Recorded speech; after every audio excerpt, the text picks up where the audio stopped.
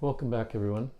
I know it's been a while again since I posted last, but I'm finding I like to do videos when I'm highly motivated to do one.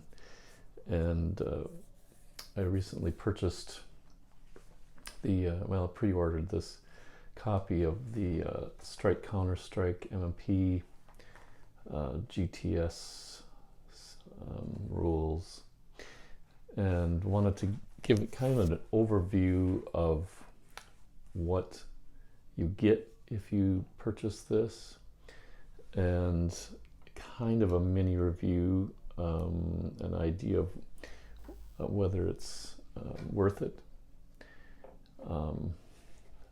Probably the bottom line, I'll say right away, it's definitely worth it, but I'll give you the reasons for that as we go along.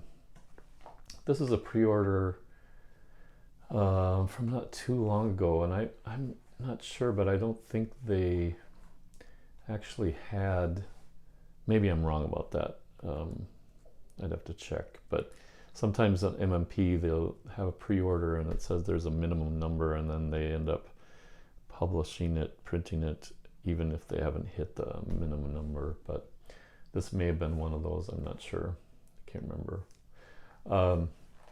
But what you get in the game, and I'm going to first get to the game itself. This is obviously not a boxed edition. It's a little bit more like getting a magazine game, except I think this is a step above a magazine game, and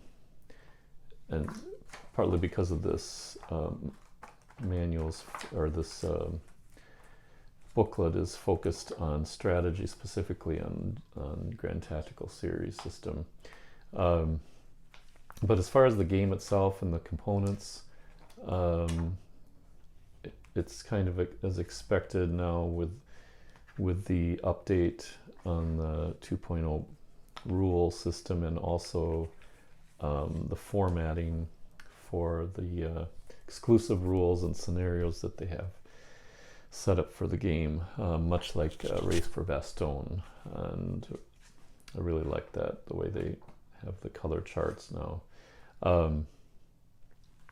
But you get 6 or 7 scenarios, I think. There's six scenarios, the long campaign game. It's kind of nice because it's a small footprint. This is the entire map, and what I really like about this is the command charts are all built into the map itself, as you can see. And since it's not a huge action, you don't need to worry about too many command charts. Just the Panzer Lair, and then the 4th Armored, and the 44th Infantry Division for the American side. Let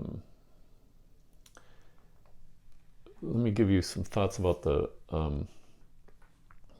value of the game itself. I think this is, to me, extremely valuable because it's about $50 for the game and the booklet on strategy. They call it Briefings, Volume 1. We'll see what Volume 2 has in store. But they cover a lot in there, and we'll get to that in a minute. But as far as the game itself, I played the first scenario. It's a very small area of the map here, and basically it's just preventing the German player from getting Schwalbach. And when I played it the first time, again, probably made some errors in strategy and tactics, but the American ended up winning on the last turn, holding out one armored car company, and it was on its last step. It was a 2-step company. It was flipped over and had 1 cohesion hit on it, and the German player had, I think, one more draw in the cup for chits, and unfortunately it was their draw and they couldn't do one more attack, so it held up the very, very end. But that was a fun little scenario. I'm getting set up for scenario 2. This uses the whole map. One of the things I do like about this is much of the victory conditions and the scenarios has to do with victory point locations, and you can see if I zoom in,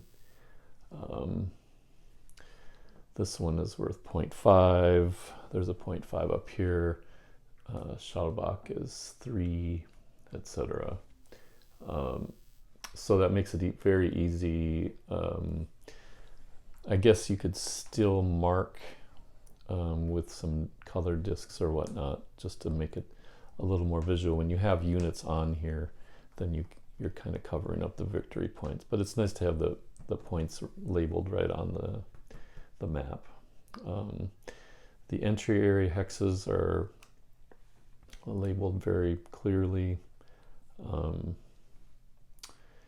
It's just a nice little map. The biggest thing I think you have to get used to in this with line of sight is that these crests that you see here, basically, if you're next to one, you're fine until you hit another crest. For instance, this unit here and this unit here, if you go through 2 crests, even if each of the firing and the defending unit is directly behind the crest, that's still blocked. So that takes a little bit of getting used to. There's no line of sight between these 2 hexes. This one, yes. If I move this one back, no. So there's no line of sight there. So you need to be on those crest lines to get line of sight to a fairly decent distance. There's a few observation hexes, not tons.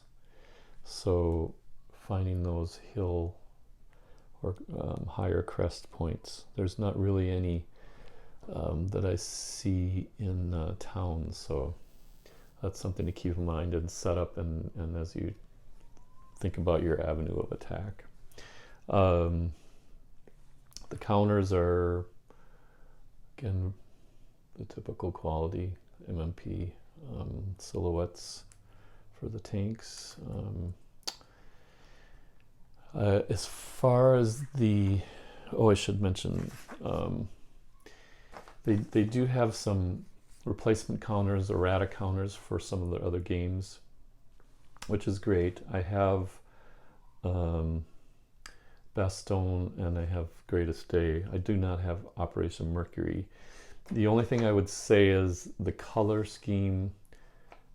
I'm not going to take you can trust me on this one, but for Bastogne, these colors are a little bit different shade of green than the original, and so it's nice that you have these replacement counters for Bastogne, but they don't quite match up when you take them side by side. It's kind of a nitpicky thing, but it's nice that they have those counters. Comes with 2 terrain effects charts for playing against someone. Just as usual, there's little tiny errata that I and some others have discovered. I think on the first scenario, this should be brown or tan. It should not be white. That's a tank company there. And there's a reference. Again, I've only done the first scenario and I'm starting the second scenario. There's a reference to, on the victory conditions here, it says end of scenario award victory points as per the table in 9.0 scenarios general comments. Well, there is no 9.0. There's 5, 6, 7 special rules, and then there's 12 scenarios. I'm not sure what happened to 9 and 10, but the number is not right. But it's there. It's just denoted incorrectly, so the victory point hexes are listed there, as they said. I think there's two ways to look at that. Is $50? If you get it at that price point, it's obviously, that was pre-order. If you get it at that price point, is it worth it? Just for the game, I would say probably, for me, yes, because you get 6 scenarios. It's a small map. You can set up fairly quickly. Doesn't take up a lot of room total. And there's an interesting situation, and not tons of units. So this is both a good way to get introduced to the system, especially since it does have mobile tank units, and just a few formations to worry about. As opposed to Operation Mercury, I think, which I don't have, but I've read about it and seen videos on it, and that's pretty much strictly, I think, infantry. So that's another introductory game. I don't know much about reluctant enemies. But with Operation Mercury, you don't have any tank units, I don't think. So this might be an easier way, a cheaper way to get started and get a feel for it, especially with the new rule set, which covers everything after the where Eagles Dare and Devil's Cauldron. That is a different set of rules, and it can play quite a bit differently in a couple major ways, which we won't get into. But if you're going to get into this 2.0 rule set, I think this is probably worth getting. Now, having said that, this is actually, in my mind, almost as valuable. Now, I would not pay $50 for just this, but I would say for a strategy guide, this is an incredible set of pages. It covers, I've read about, I'll show you what I've read. Getting started with the tactical series, that's a nice intro. If you haven't played it before, it's a good one for people who have, just to review. This activation checklist, excellent. It just goes through the steps for activation and all the things you can think about, and then it gives a comprehensive example, illustrated very well. Command concepts. This is a huge article,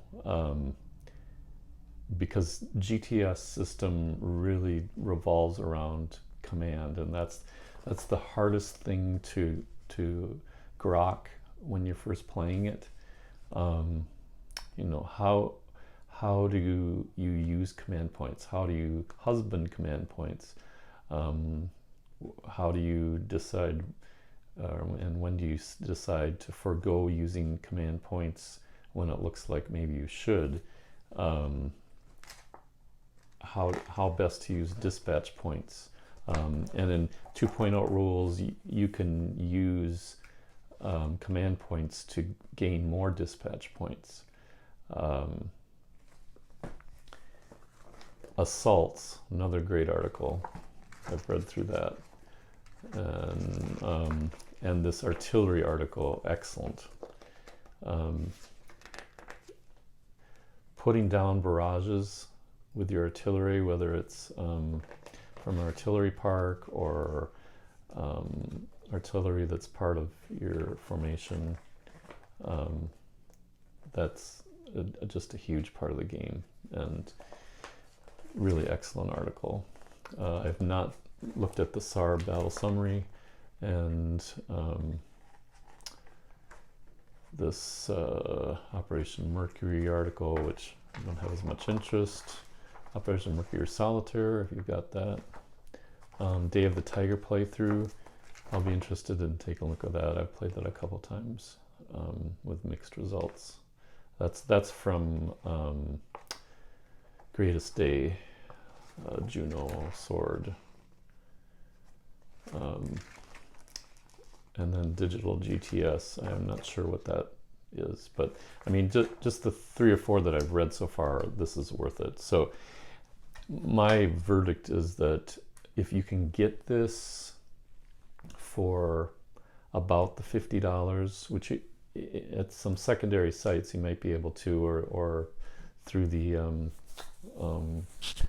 secondhand market, whether it's BGG or Facebook, if you can get it close to the $50 price point, I'd jump on it. If you have any interest in the system, and actually if you don't have any experience with GTS, the $50 would be worth it, just to try it out.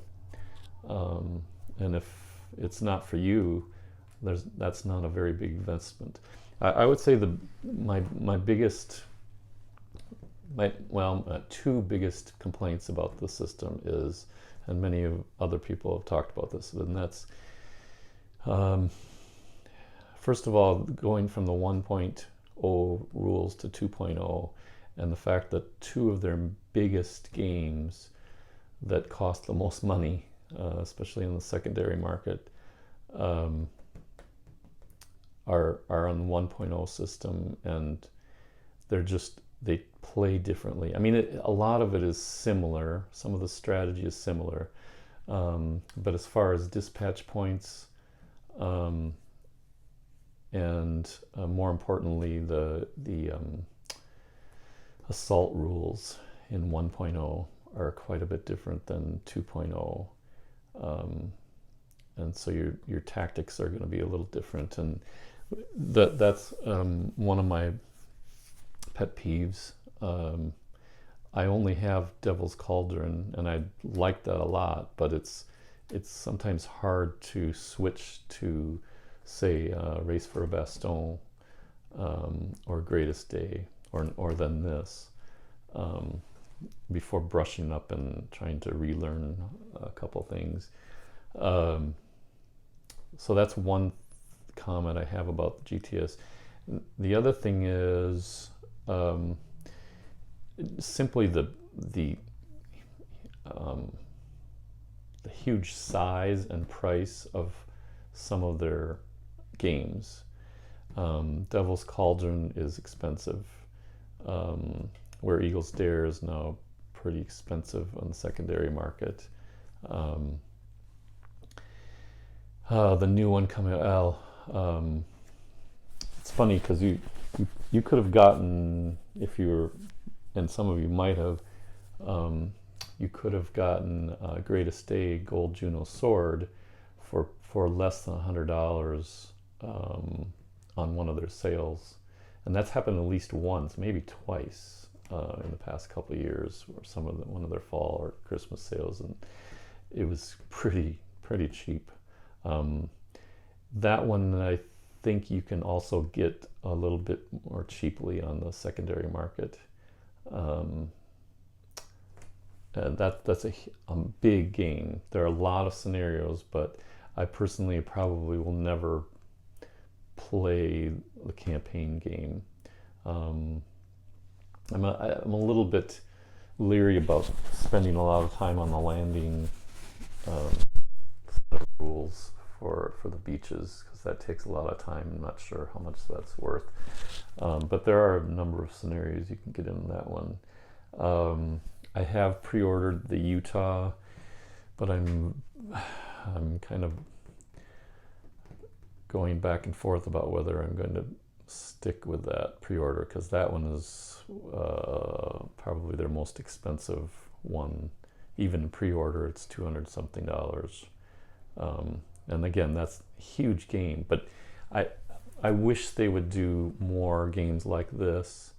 Race for Bastogne was a little pricey, you know, 130 or so.